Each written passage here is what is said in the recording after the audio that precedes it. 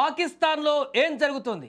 తీవ్రమైనటువంటి ఆందోళనలు నిరసనలతో అట్టుడుకుతున్నట్టుగా కనపడుతుంది. కొద్ది రోజుల క్రితం పీఓకేలో తీవ్ర అలజడి నెలకొన్న సందర్భాన్ని చూసాం. అక్కడ ప్రజలందరూ కూడా తిరుగుబాటు చేసిన సందర్భాన్ని చూసాం. పాకిస్తాన్కి వ్యతిరేకంగా నినాదాలు చేసినటువంటి ఘటనను మనం చూసాం. తాజాగా పాకిస్తాన్లోని ఇస్లామాబాద్లో మరొక తీవ్ర ఆందోళన అక్కడ భారీ స్థాయిలో ఉద్రిక్త వాతావరణం తలపించింది. పాలస్తీనాకు పాక్ మద్దతు పలకడం పైన ఈ యొక్క నిరసనలు వ్యక్తమైపోయాయి. టీఎల్పీ ఆధ్వర్యంలో ఈ యొక్క భారీ ఆందోళనలు కొనసాగాయి. ఈరోజు ఊహించని స్థాయిలో మొదలైనటువంటి ఈ ఆందోళనలు కాస్త అది శృతిమించి తీవ్రమైనటువంటి దాడులకు ప్రతిదాడులకు కేంద్రంగా మారింది. ఇస్లామాబాద్ వేదికగా ఇదంతా జరిగింది. దీంతో పాకిస్తాన్లో ఇప్పుడు రావల్పిండిలో ఇంటర్నెట్ సేవలు కూడా బంద్ చేశారు. పూర్తిగా ఫోన్ సంభాషణలకు సంబంధించి ఫోన్కి సంబంధించిన అన్ని సేవలను కూడా పూర్తిగా నిలిపివేయడం జరిగింది.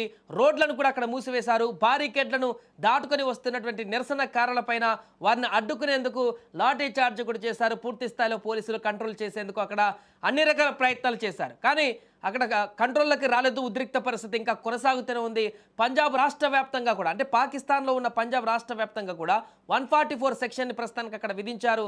ఇస్లామాబాద్లో నెలకొన్నటువంటి ఈ యొక్క ఉద్రిక్త పరిస్థితులు ఆ చుట్టుపక్కల ఉన్నటువంటి అన్ని ప్రాంతాలకు కూడా క్రమంగా పాకినటువంటి పరిస్థితి నెలకొంది. ఒకవైపు అక్కడ పాలస్తీనా ఇజ్రాయెల్ మధ్య యుద్ధమంతా కూడా సద్దుమణిగిపోయి శాంతియుత వాతావరణం అక్కడ నెలకొంటూ పూర్తి స్థాయిలో అన్నీ కూడా సీజ్ ఫైర్ అవుతున్న సందర్భంలో ఇక్కడ పాకిస్తాన్లో మాత్రం ఇంకా పాలస్తీనాకు సంబంధించినటువంటి అంశం గురించి రాజకీయాలను పూర్తిగా తెరపైకి తీసుకువస్తూ పాలస్తీనాకు మద్దతుగా ఇక్కడ నిరసనలు కొనసాగడము, ఇజ్రాయెల్కి వ్యతిరేకంగా నిరసనలు కొనసాగించడం, ఆ నిరసనలు కాస్త ఆ దేశంలోనే అత్యంత భారీ ఉద్రిక్తతలకు దారితీయడం అనేది కూడా ఇప్పుడు ఒక్కసారిగా అలజడి సృష్టించింది. దీంతో పాకిస్తాన్ ప్రభుత్వం కూడా అలర్ట్ అయిపోయింది. ఈ నిరసనలు ఆందోళనలు వెనుక ఉన్నటువంటి ముఖ్యమైనటువంటి వ్యక్తులెవరు, వారి వెనుకున్నటువంటి వారెవరు, దీనంతా కూడా కట్టడి చేసేందుకు అటు వారు కూడా రంగంలోకి దిగారు.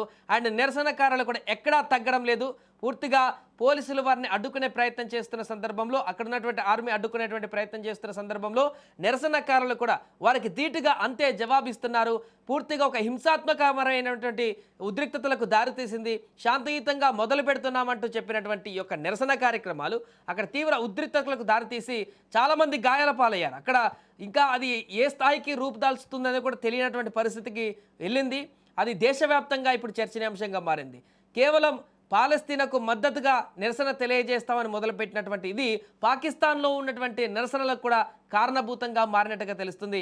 ఏదేమైనా కూడా ప్రస్తుతం పాకిస్తాన్లో నెలకొన్నటువంటి పరిస్థితులు ఒకదాని తర్వాత ఒకటి, ఒక సంఘటన తర్వాత ఒక సంఘటన ఆ దేశవ్యాప్తంగా అక్కడ ఉన్నటువంటి పరిస్థితులకు అద్దం పడుతుంది. మన పీఓకే, ఇప్పుడు ఇస్లామాబాద్, అంతకుముందు బలూచిస్తాన్, ఇంకొకటి ఖైబర్ పఖ్తుంఖ్వా ప్రాంతం ఏదైనా కానీ దేశవ్యాప్తంగా ఏదో ఒక అలజడి, ఏదో ఒక ఆందోళన, ఏదో ఒక రకమైనటువంటి పూర్తిస్థాయి హింసా కార్యక్రమాలు అయితే అక్కడ కొనసాగుతున్నాయి. ఒకవైపు ఆఫ్ఘనిస్తాన్ పైన ఇక్కడ దాడులు కొనసాగాయి, పాకిస్తాన్ దాడి చేసిందనేటువంటి వార్తలు ఒకవైపు వస్తున్నటువంటి సందర్భంలోనే అంతర్గతంగా దేశంలో నెలకొన్నటువంటి అస్థిరతలు, అక్కడ నెలకొన్నటువంటి హింసా వాతావరణం, నిరసనలు కాస్త ఉద్రిక్తతలకు దారితీయడం అనేది ఇప్పుడు చర్చనీయాంశంగా మారింది. అసలు పాకిస్తాన్లో ప్రభుత్వం కంట్రోల్లో నడుస్తుందా అంతా, లేకుంటే ఏం జరుగుతుందా అక్కడ అనేటువంటి ఒక చర్చ అయితే ఇప్పుడు బయటకు వస్తుంది.